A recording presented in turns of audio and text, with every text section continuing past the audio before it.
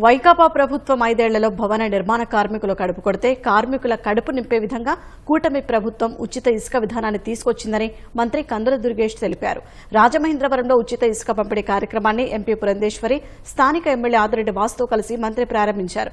రాష్ట్ర ఖజానాకు కోట్లలో ఆదాయం కోల్పోతున్నా ఎన్నికల్లో ఇచ్చిన హామీ మేరకు ఇసుకను ఉచితంగా ప్రజలకు అందజేస్తున్నట్లు మంత్రి దుర్గేష్ వివరించారు.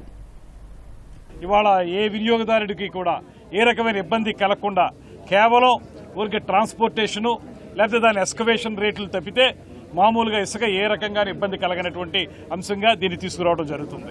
అదేవిధంగా ఇక డిజిటల్ మనీ తోటి మనం ఇది కొనుక్కోవడం, క్యాష్ అండ్ క్యారీ కాదు. గత ప్రభుత్వం లిక్కర్ని కానీ ఇసుకని కానీ క్యాష్ అండ్ క్యారీ చేశారు చాలా రకాలుగా అవినీతి జరగడానికి.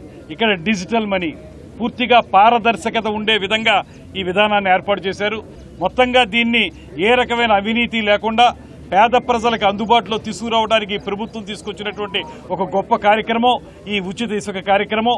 రాబోయే రోజుల్లో దీన్ని మరింత పదునుపరిచి మరింత సమర్థవంతంగా అమలు చేయడానికి వీలుగా ఈ పాలసీని కూడా ఇంకా ఏ రకమైన ఇబ్బందులు లేనటువంటి పాలసీగా రూపొందించి ప్రజలందరికీ కూడా ఉపయోగపడే విధానంలో ఇసుకని సప్లై చేయాలనేటువంటి అభిమతం ముఖ్యమంత్రి గారిది. దాన్ని 100% మేము అందరం కలిసి సజావుగా సాగే విధంగా కృషి చేస్తాం.